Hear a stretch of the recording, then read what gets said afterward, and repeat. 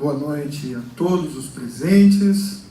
Antes de iniciar minha fala, eu gostaria de agradecer imensamente a presença de todos os acadêmicos aqui, da Univille, eventualmente de outras instituições. Ver esse anfiteatro lotado é motivo de muito orgulho e de muita satisfação, porque, ao contrário do que algumas pessoas possam pensar, aqui é um lugar de transformação social, aqui é um lugar de luta, aqui é um lugar de superação das dificuldades, tendo em vista que num público tão diversificado nós vamos ter acadêmicos com maiores condições materiais, mas todos capacitados para superar todas as dificuldades que a vida impõe.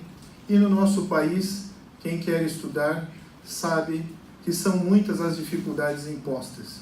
Então, meu agradecimento especial a cada um de vocês. Vocês que dão vida a essa instituição, vocês que dão sentido à atividade docente, ao nosso papel aqui. Quero agradecer, embora não presente, o professor Bellini, que foi o idealizador desse nosso mini curso. Agradecer a toda a organização da SADU, aqui representada pela Vitória. Agradecer a Karine, que está dando esse apoio técnico para nós aqui na documentação dessa noite. Parabenizar o professor Luiz Gustavo pela fala, já antecipando que há vários pontos de convergência entre o que ele falou e o que eu falarei.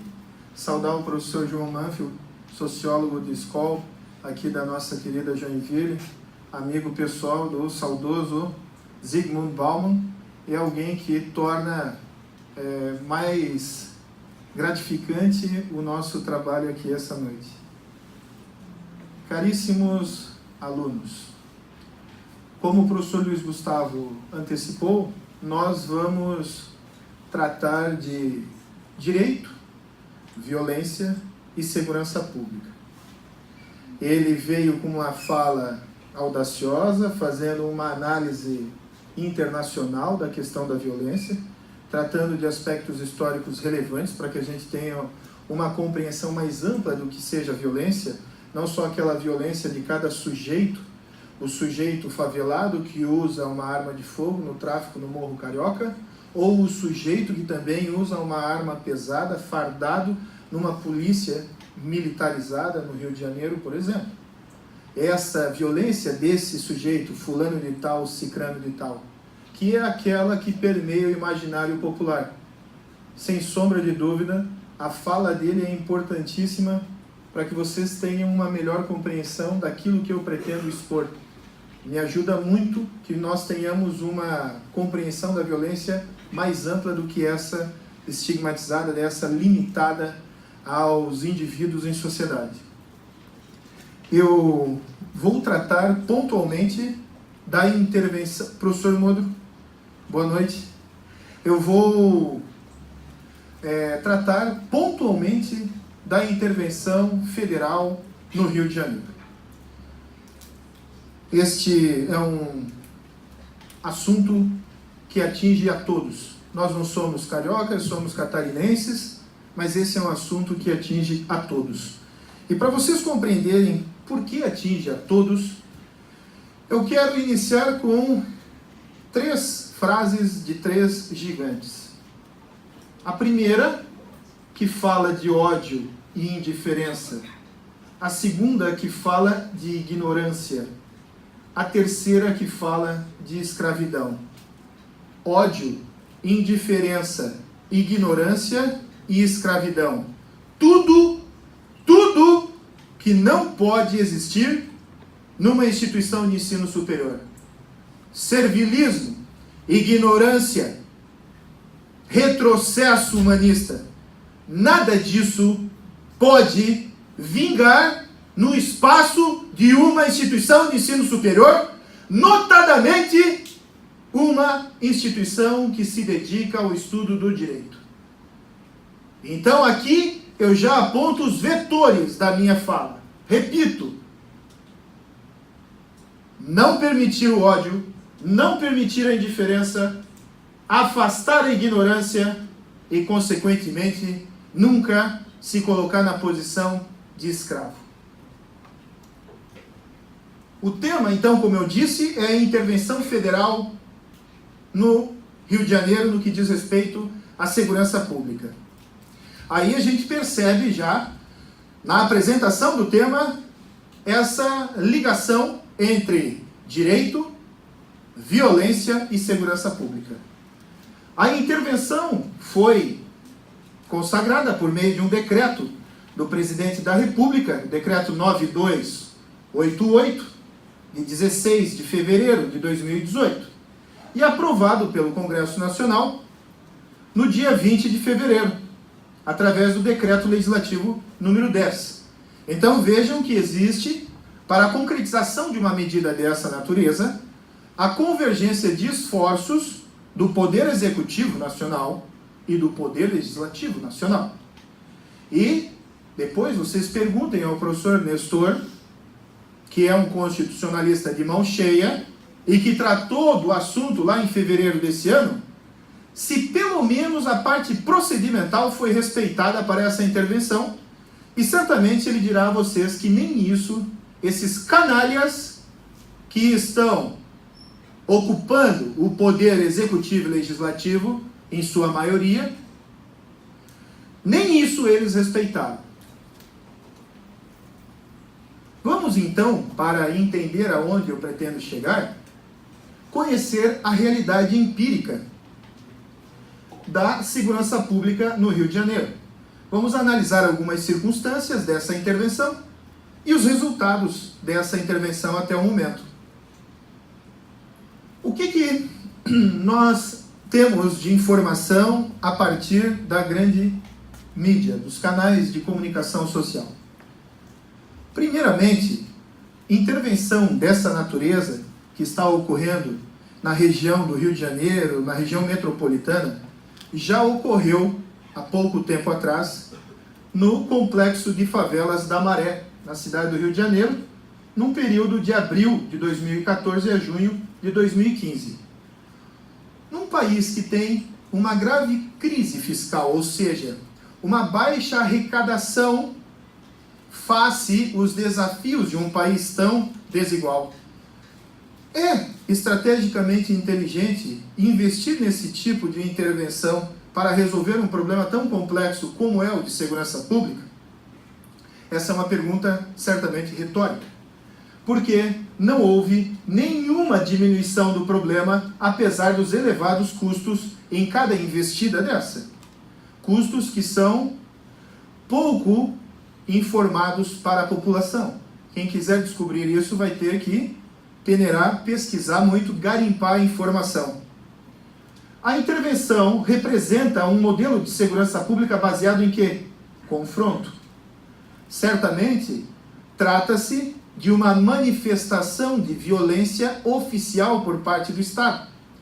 O italiano criminólogo Alessandro Baratta chamava isso de violência institucional, a violência das instituições do Estado, que juntamente com a violência estrutural, a violência econômica, podem ser colocadas, inseridas na ideia de violência sistêmica. Quais as origens dessa intervenção federal? Às vezes no dia a dia, na correria para cumprir prazos, entrega de trabalhos, estudo para provas, etc., de repente, grande parte de vocês não sabe por que essa intervenção foi criada. Alguém pode ingenuamente falar, porque a segurança pública no Rio de Janeiro está um caos. Calma, não seja tão ingênuo. Não caia no canto da sereia. Essa intervenção foi pontualmente criada pelo senhor presidente da República, Michel Temer, para esconder o seu fracasso político na costura para concretizar a reforma da Previdência. E aí todo mundo que estudou um pouquinho de direito constitucional sabe que enquanto vigorar uma intervenção, não pode haver emenda constitucional, ou seja, de certo modo, ele fala para os seus credores: calma, velho, calma, agora não vai dar para fazer isso, mas a gente não está desistindo. Vem uma nova gestão, vem eleições, e o próximo que vem aí vai fazer isso por nós. A gente vai conseguir de uma vez por todas tirar quem de algum modo atrapalha politicamente a realização dessa reforma previdenciária. Então, com isso, ele coloca em stand-by o problema político dele e, maquiavelicamente, ele consegue algum tipo de prestígio frente ao eleitorado. Prestígio político. E se vocês voltarem na timeline, se vocês voltarem nos jornais da época, meados de fevereiro desse ano, vocês vão verificar notícias apoiando a intervenção e várias manifestações de amigos, ou até mesmo, quem sabe, de vocês, dizendo que a ideia é maravilhosa. Sem conhecer a realidade do Rio de Janeiro, sem conhecer o histórico de intervenções militares, sem conhecer sequer os riscos da militarização, não só da segurança pública, mas da própria vida. Tanto é que nesse pleito eleitoral que nós tivemos agora, no primeiro domingo de outubro, olha a quantidade de candidatos cujo nome é antecedido por patentes militares. Cabo, sargento, capitão, general, coronel, comandante. Mas o que é isso? Vejam só o grau de improvisação. Vejam só o migué, com perdão da palavra, o migué que foi dado. No dia 16 de fevereiro veio o decreto e o senhor interventor, general Walter Souza Braga Neto, comandante militar do leste, de forma muito honesta, diga-se de passagem, é importante ressaltar isso. De forma muito honesta, seguindo os valores de uma vida militarizada. Que valores são esses? Disciplina e hierarquia. E disciplina e hierarquia são muito boas dependendo da forma como são utilizadas. A que fins se destinam. Mas de forma muito disciplinada, de forma muito subordinada, o general Braga Neto fala, aspas, vamos entrar numa fase de planejamento. Como assim? No momento eu não tenho nada que possa adiantar para os senhores. Vamos fazer um estudo e a nossa intenção é fortalecer o sistema de segurança no Rio de Janeiro. Fecha aspas. Imaginem, moçada, um professor chegando na sala de aula, falando assim para vocês. Olha, eu não sei sobre o que eu vou dar aula, mas a gente vai ver. Até semana que vem eu vejo o que eu vou trabalhar com vocês. Vocês certamente ficariam muito, vou usar uma palavra fina, decepcionados. Alguns cogitariam ir até a ouvidoria da instituição fazer uma reclamação, por causa de uma aula. Imagine intervir na segurança pública de um estado, de uma unidade da federação, sem saber o que será feito. Não tinha plano nenhum, o que é a prova cabal de que se tratava de um, repito, migué, para esconder o fracasso político daquele que prometeu aos seus credores, sujeitos do sistema financeiro, o sucateamento do sistema de previdência pública, quem sabe, para forçar cada um de nós a buscar sobrevivência na previdência privada. Cientes de que não é para todo mundo. Não é todo mundo que vai ter cash money para dar conta desses desafios de saúde, de previdência, de trabalho. Muito bem. Outros sinais da improvisação, do amadorismo, entre aspas, porque no fundo eles sabem aonde querem chegar, eles sabem o que querem. Senhores, olha como que funciona o negócio. Perdão. olha a idade, a estatura dessa juventude. Todo mundo sendo revistado a caminho da escola. Vou de novo tentar colocá-los na cena. Imaginem vocês vindo para Univille.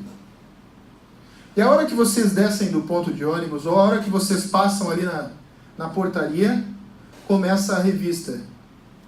Mas por que, professor? Nós somos cidadãos de bem. Legal? E esses anjos aqui são o quê? Muito mais puros e inocentes do que muita gente aqui dentro. Vou falar por mim para ninguém se sentir ofendido. E aí, moçada? Por que que o outro, seja o negro do Congo, por que que o outro, essa criança jovem negra da favela, pode ser revistada? Por quê? Quem dá esse direito aos senhores de segurança pública fazerem isso? Há situação de flagrante delito? Pensávamos que essas abordagens para averiguação tivessem acabado, especialmente a partir da virada constitucional que tivemos em 88. Mas, como diria Shakespeare, não adianta mudar o nome da rosa, pois o perfume continuou o mesmo e as estruturas ditatoriais continuaram dentro da vida política e social do país. Mas vamos adiante. Então, isso na favela Kelsons. E agora? Vila Kennedy, Vila Aliança, Vila Coreia. Por que esse cidadão aqui, trabalhador, tem que ser identificado se ele já é identificado? Há um pressuposto de criminalidade, presumida, melhor dizendo, há uma presunção de criminalidade contra esses setores da sociedade, essas pessoas consideradas indignas de vida. Por que nós aceitamos isso? Lembram da frase lá no início, a primeira? Ódio e indiferença. Por que há esse ódio e essa indiferença em relação a essa tribo negra, afrodescendente, a esses pobres? O papel de uma instituição de ensino superior é, acima de tudo, afastar a ignorância. E a realização desse minicurso tem, dentre outros objetivos, justamente afastar a ignorância a respeito desses aspectos da vida. Não só aqueles aspectos juspositivistas do direito, conceitos, prazos, etc. Vamos adiante. Outro sintoma de improvisação, de um programa à deriva, sem rumo, sem norte. Quando veio dinheiro para essa intervenção? Só em julho, a Câmara dos Deputados aprovou a MP 825, que abria esse crédito de 1 bilhão e 200 milhões de reais. Então, para atuar na intervenção, vejam que esse general Vilas Boas, um dos bons rapazes das Forças Armadas do Brasil, por que eu digo isso? Porque o senhor ministro de Segurança Pública, beijou sua testa esses tempos aí, quando estava para ocorrer um julgamento importante no Supremo Tribunal Federal, envolvendo uma figura proeminente da política. Então, esse mesmo general aqui que falou, olha, dependendo do resultado dessa votação, desse processo que está lá, um habeas corpus, parece, a gente vai com tudo para cima. E aí eu acho que, em face dessa pessoa ser assim tão bondosa, o senhor ministro de Segurança Pública, Jungmann, deu um beijo na testa do general Vilas Boas. Mas olha só, moça, não é disso que eu quero falar aqui essa noite. Eu quero falar de que, nas palavras dele, é necessário que os militares tenham garantia de que não serão responsabilizados daqui a 30 anos por uma nova comissão da verdade. Ou seja, dei-nos um salvo-conduto para matarmos pobres, para matarmos homens jovens afrodescendentes, sujeitos, vítimas de uma violência estrutural, de um sistema político-econômico excludente e que demandam esforços econômicos e solidariedade para mudar de condição de vida. E ao invés de fazermos isso, chumbo. Grade até onde couber, ou chumbo, extermínio. Poxa, professor, mas alguma coisa tem que ser feita. O Rio de Janeiro é um lugar maravilhoso, belas praias. Legal. Mas o Rio de Janeiro não é o lugar mais tenebroso em termos de segurança pública no país. No ranking de homicídios, é o 11º. Por que não foi pensada uma intervenção federal em Sergipe, onde a taxa de homicídio é de 60 para cada 100 mil habitantes? Muito maior do que no Rio de Janeiro, que é 37,6. Da onde eu tiro essas informações? Vocês podem ir observando. É característica minha de trabalho. Para cada afirmação que eu faço, eu venho calçado com a fonte. Para ninguém achar que é papo de comunista. Em resumo, caríssimos, a intervenção produz morte de inocentes civis e militares. Também, antes que alguém diga que eu faço parte daquela ONG diabólica do direito dos humanos.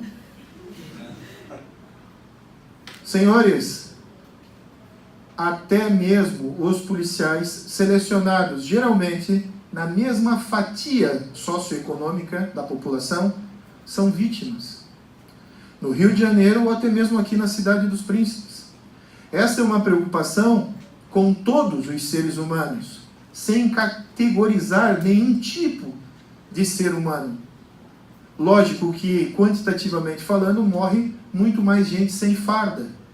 Mas este é um problema que interessa a todos. Ah, tem que pegar e mandar chumbo. Legal, camarada, eu vou te dar aqui um uniforme, armamento, e eu quero ver se tu tem coragem para ir para a rua cuidar do crime. Se teu filho, tu apoia fazer esse tipo de serviço. Não, porque eu quero que ele seja doutor. Ah, tu quer que ele seja doutor? Pois é, então por que o filho do outro tem que matar ou morrer na rua? Que coisa mais sem sentido, e mais do que isso, que coisa mais cretina, que coisa mais cínica. Os riscos da militarização da vida e a caça aos terroristas. Tem gente falando que vai colocar várias coisas como ato de terrorismo. Eu já vi isso. Eu já vi isso. Eu já vi isso na minha infância e já vi isso também nos livros de história. Trago a vocês aqui um documento histórico. Alguns questionam a fidelidade dos seus termos, mas é um documento, né, do Departamento de Estado dos Estados Unidos, falando como era tratada a questão de segurança pública, na época segurança nacional, pelos generais que comandavam o país durante a ditadura militar. Essa que causa saudade em alguns sujeitos. Permitam-me fazer uma leitura breve do Fórum Brasileiro de Segurança Pública ao tratar do medo, da violência e o apoio ao autoritarismo no Brasil. Vivemos amedrontados pelo crime e pela violência. E, em um momento de profunda crise de legitimidade das instituições democráticas, estamos sob ataque de grupos que professam sua fé na violência como forma de governar e de, paradoxalmente, pacificar a sociedade, emulando uma espécie de vendetta moral e política que nunca tem fim e que parece ganhar cada vez mais adeptos ao reverberar ódios, preconceitos e intolerância. Vendetta que, não obstante as evidências contrárias, desconsidera a arquitetura institucional da segurança pública e da justiça criminal. Desconsidera, sobretudo, dinâmicas sociais que aceitam a violência doméstica, a violência de gênero, a violência agrária, as agressões nos bares, no transporte público e ou a dos vários outros conflitos interpessoais que extrapolam a tradicional imagem das polícias versus os bandidos, cada vez mais organizados, audaciosos e perigosos. Nesse processo, com o domínio crescente das redes sociais, as diversas narrativas políticas e ideológicas em disputa são potencializadas e o Brasil vai sendo vendido como terra devastada, na qual as saídas são sempre mais simplistas e de cunho salvacionista, fecha aspas. Nossa, parece que foi escrito essa semana, mas não, foi em 2017, já foi no ano passado. Então já se anuncia, quem estuda seriamente segurança pública, quem tem conhecimento de criminologia, quem estuda política criminal já sabe há muito tempo aonde tudo iria desaguar e aparentemente vai desaguar. Mas geralmente quando essas pessoas que estudam a sério esses temas são chamadas para se manifestar, vem sempre algum troglodita, algum sujeito grotesco e fala: esse pessoal só estuda na teoria, não conhece a prática, não está lá na rua. Ou seja, utiliza um argumento que fulmina qualquer diálogo, se fecha numa totalidade que desconhece os aspectos da exterioridade em torno e não permite nenhuma evolução. Em termos psicanalíticos é talvez mais fácil compreender isso, porque é nesse galho da intolerância que eles se sustentam. Porque na medida que nós mudarmos as nossas práticas sociais e das políticas de controle social, eles perdem espaço, porque eles ganham dinheiro empilhando cadáver, eles ganham dinheiro vendendo arma, eles ganham dinheiro vendendo seguro, seguro para carro, seguro para casa, eles ganham dinheiro a partir do medo, o bico, do medo que está em todas as casas, em todos os lugares. E aonde é que está a raiz disso tudo? A gente não combinou nada, o professor Luiz Gustavo e eu, só o tempo de fala. Política econômica, economia política. Le Monde Diplomatique, jornal francês, antes que alguém pense que seja a revista do Partido Comunista Brasileiro. Um jornal, imprensa, França, capitalismo, vamos lá. Licença de novo para fazer a leitura, porque isso aqui é importantíssimo. Aspas. A intervenção militar no Rio de Janeiro cumpre, nesse sentido, um duplo papel diante das expropriações intensificadas pelo golpe de 2016. Como resposta populista aos problemas de segurança, é, ao mesmo tempo, fator de criação de mínimo consenso social e de aumento do aparato repressivo necessário à blindagem dos governos. Tradicionalmente, o discurso da segurança pública e do direito penal é instrumentalizado pela política para desviar a atenção dos problemas reais. Ao mobilizar sentimentos e medos difusos na população, tal discurso apresenta o aparato estatal repressivo como solução, mas, diante de sua eficácia duvidosa, presta-se muito mais à função simbólica aumentar a confiança no sistema político, desonerando-o do problema de legitimação perante um contexto adverso. Trata-se de uma ilusão capaz de convencer e cujo efeito concreto é o fortalecimento do próprio aparato repressivo. Isto foi publicado no Le Monde em abril de 2018. Ou seja, ao invés de resolvermos problemas estruturais, moradia, trabalho, educação, saúde, infraestrutura, a gente aumenta o pânico, aumenta o medo, faz com que a população ingenuamente olhe só para o mesmo ponto, visão em túnel, eu venho com uma farsa, com um engodo, e as pessoas esquecem todo o resto. Pelo menos esse governante fez alguma coisa. Estão tentando. Vamos aos resultados. Já me encaminhando para o fechamento. Diminuiu o problema? Dados da ONG Fogo Cruzado. 2017 e 2018. Vamos lá. Em 2017, só tiroteios. 476 na região metropolitana do Rio de Janeiro. Só vou pegar o primeiro número. Depois, se vocês quiserem, eu disponibilizo isso. Sugiro que vocês duvidem do que eu estou falando e pesquisem. Vai ser um grande prazer. Eu desafio vocês a desmentirem essas informações. E estimulo, duvidem, vão lá, confiram. Isso é importante. Na medida que vocês fizerem isso, vocês crescem muito. Olha aqui, ó. Quase que dobrou. Então, me parece que a estratégia não é adequada. Mortes por intervenção policial no Rio de Janeiro. As coisas devem ser feitas para diminuir violência, para garantir vida. Como é que ficou? Olha que bela linha ascendente de 2013 a 2018. Fonte. Isso aí é fonte do PSOL, aquele pessoal maluco que vota no Boulos.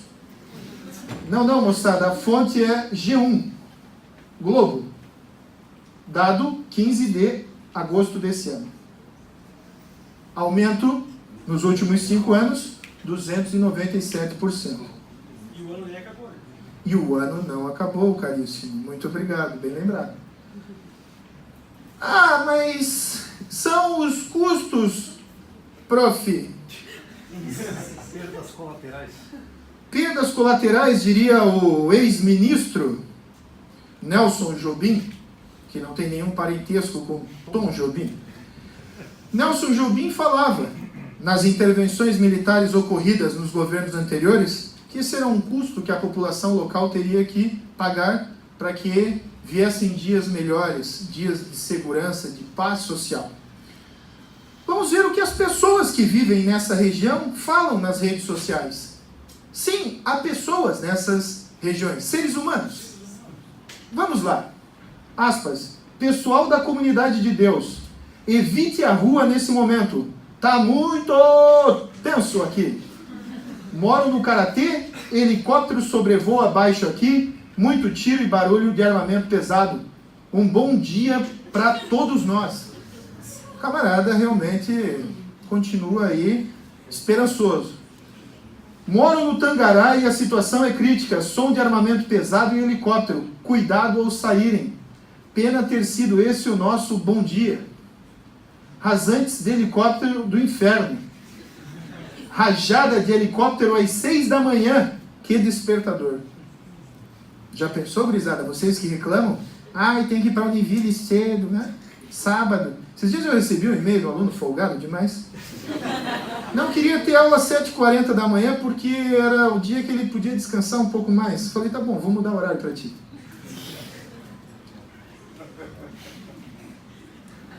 Silvia Ramos, que é coordenadora do Observatório da Intervenção no Rio de Janeiro, diz: ministros e secretários disseram que haveria grandes reestruturações, mas nem os comandantes locais dos batalhões mais problemáticos, mais violentos e mais suspeitos de corrupção estão sendo modificados.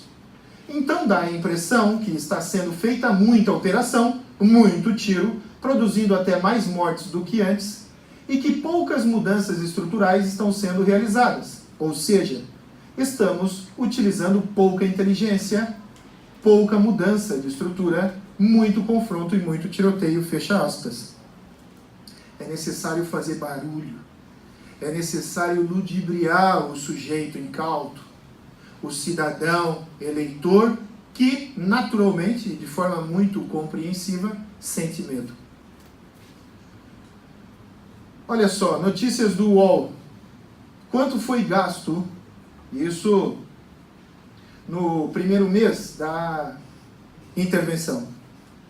9.876.269,29. Esse foi o gasto total do Exército nas operações ostensivas durante um mês. Um único mês de intervenção federal. Eu acho que essa cifra poderia ser utilizada de forma melhor. 9.876.000. Daria para investir pesado nas instituições de ensino dessas comunidades, para se fomentar programas de incentivo ao estudo e ao trabalho dessa juventude. Porque, convenhamos, moçada, não deve ser muito bom esse troço de ser faccionado, de receber missão de chefe de facção para matar policial, para levar droga para dentro do estabelecimento prisional, para fazer, aspas, corre. Não deve ser esse um plano inicial de vida da maioria das pessoas com envolvimento no crime. Certamente, apesar dos baixos salários pagos, a maioria das pessoas no país, se pelo menos isso fosse garantido a elas, muitos, não tenho a menor dúvida, muitos estariam vivendo igual a vocês, ou quem sabe até melhor. Porque essas pessoas, muitas vezes, pela dificuldade que passam da vida, adquirem uma maior vontade de superar as dificuldades. A análise criminológica, eu já estou me encerrando.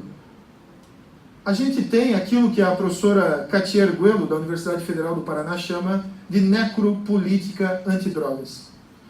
Vocês podem conferir a íntegra do artigo que ela publicou em um livro que nós organizamos, juntamente com a professora Luana Augusto, aqui da Univille, e a professora Helena Schissel Cardoso, onde ela vai tratar desse verdadeiro genocídio protagonizado pelo sistema penal, que produz, através das agências de controle social formal, polícia, Ministério Público, Judiciário, agentes penitenciários, inúmeras mortes.